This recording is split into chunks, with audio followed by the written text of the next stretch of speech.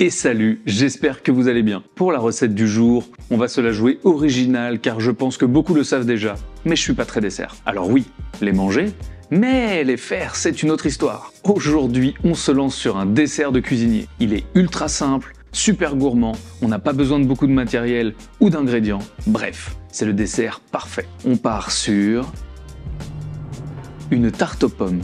Mais pas n'importe quelle tarte aux pommes, non. Une tarte vraiment renversante.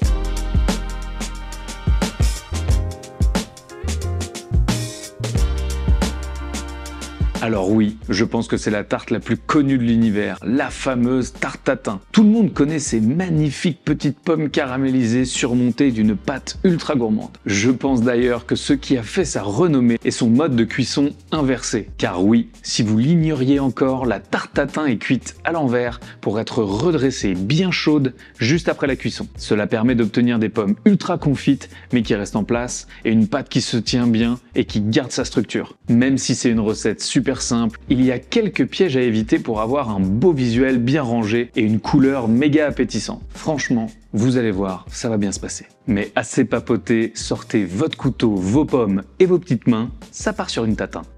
Et on commence tout de suite par la préparation des pommes. On se munit de magnifiques pommes bien fermes, car on ne veut pas que ça devienne de la compote à la cuisson. Golden, Rainette, Pink Lady, faites en fonction de ce que vous aimez et de ce que vous trouvez. Je vous montre ma technique pour les éplucher et avoir une belle forme. On enlève le haut et le bas. Avec un économe rasoir, vous allez voir, c'est enfantin. Et grâce à ça, maintenant, vous n'avez plus qu'à faire des mouvements du haut vers le bas sur toute la surface de la pomme. Ça paraît débile dit comme ça, mais vous allez voir, c'est très satisfaisant à faire. Et vous avez des pommes magnifiques. Alors pour l'étape suivante, moi je le fais avec une cuillère parisienne. Ça me permet de retirer les deux extrémités du trognon. Mais si vous avez un détrogneur, ce sera parfait. Est-ce que c'est le bon terme ?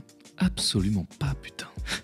On continue d'éplucher toutes nos jolies pommes. C'est une étape un peu fastidieuse, mais avec un bon podcast dans les oreilles ou une série, franchement ça va passer super vite. Moi je connais mon moule donc je sais le nombre de pommes exact, mais si c'est nouveau pour vous, il va falloir s'adapter en fonction. On aiguise bien son couteau et on coupe toutes nos pommes dans le sens de la hauteur. Alors moi je suis toujours avec ma petite cuillère parisienne, donc je vais enlever le centre avec, mais si vous avez votre fameux détrogneur, pas besoin de passer cette étape. Idem, on répète l'opération avec toutes les pommes, et surtout faites attention, on veut vraiment des formes régulières pour que ce soit joli à la cuisson, donc on évite de les casser. C'est l'heure de se lancer sur l'une des stars de la recette, le caramel au beurre salé. J'ajoute la première moitié du sucre blanc que je vais faire chauffer à feu moyen. On essaye de répartir le sucre un peu partout dans la poêle, et ensuite on ne touche plus.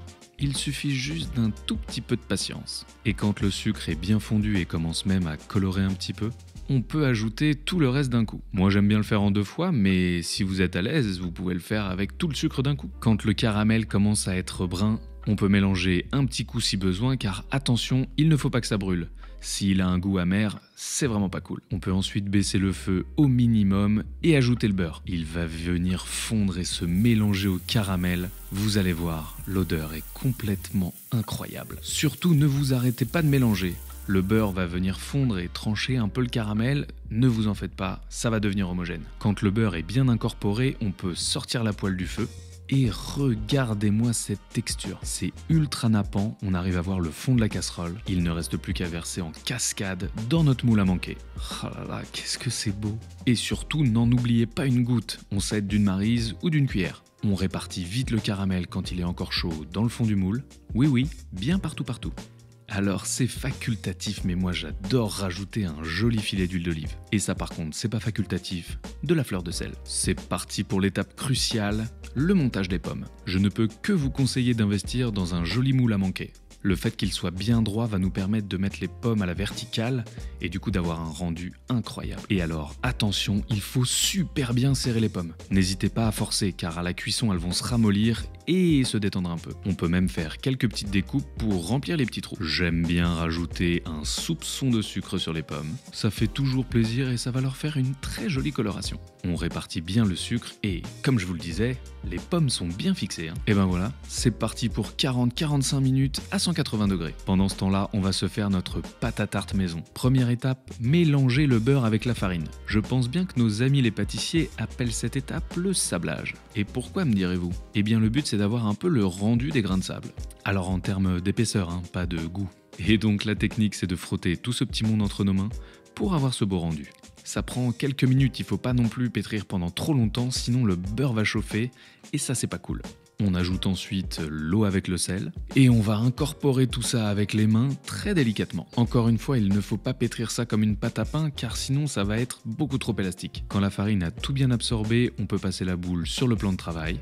On peut faire des petits ronds pour lui donner une jolie forme, la pétrir légèrement. Alors petit aparté, mais je sais pas vous, mais moi le pétrissage ça me détend. Genre du coup ça me donne envie de m'abonner à la chaîne et d'activer la cloche. Vous l'avez pas vu venir celui-là, hein. On peut maintenant fleurer le plan de travail avec un peu de farine, un petit peu sur le dessus de la pâte également. Et avec un rouleau à pâtisserie, on va abaisser la pâte sur quelques millimètres. Si vous n'avez pas de rouleau à pâtisserie, avec une bouteille de vin, ce sera parfait. Essayez tant que vous pouvez d'avoir un joli rond, ce sera beaucoup plus facile de le disposer sur le moule. On peut ajouter un tout petit peu de farine si besoin pour éviter que ça accroche. Et quand on est satisfait de la taille, on peut mettre la pâte de côté. Magie de YouTube, les pommes sont cuites. Enfin non, 22, mais ça n'a rien à voir. Oh là là. Petit test du pic qui s'enfonce parfaitement réussi. On peut sortir notre moule avec les pommes.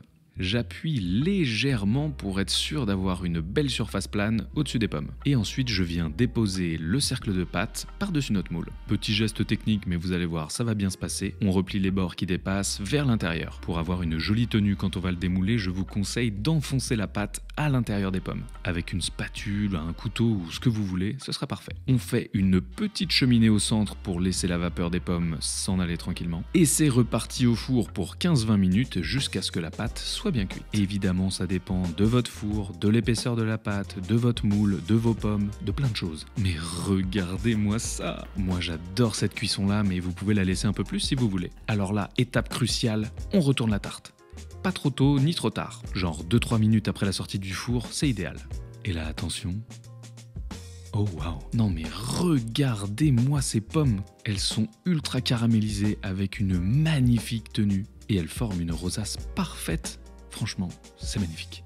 Alors pour le service, je vous conseille d'attendre qu'elle soit un peu tiède. On fait attention à la découpe histoire d'éviter de faire une petite charcuterie. Pour moi, il n'y a pas de débat, ça se sert avec une bonne crème crue. Vous voyez la texture et la couleur de la pomme? C'est exactement ce qu'on veut. Un petit tour dans la crème pour un peu plus de gourmandise et une pointe d'acidité. Et le tour est joué. Oh là là là là, je m'en remets toujours pas. Je trouve cette tarte vraiment incroyable. Et j'espère que vous aussi. Et si c'est le cas, n'hésitez pas à vous abonner et à activer la cloche pour découvrir toutes les prochaines recettes.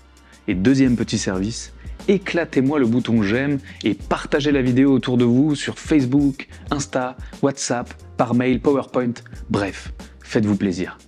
C'est peut-être un détail pour vous, mais pour nous, ça veut dire beaucoup. Si vous avez des questions, des remarques, un avis ou une critique, amusez-vous dans les commentaires, je les lis tous et je réponds à un maximum d'entre vous. C'était Hugo, vous êtes toujours sur Woogies, bon appétit, ciao!